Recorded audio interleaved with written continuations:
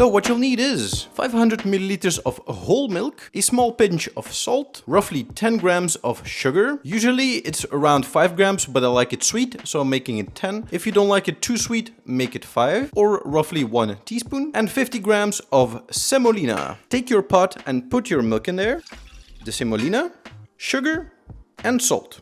Put everything on a medium fire, give it a good stir with the whisk, and bring everything to a boil while whisking from time to time. Alright, so once it starts boiling, reduce your fire to low and cook the porridge for another 2 to 3 minutes while stirring almost all the time so it doesn't stick to the pot.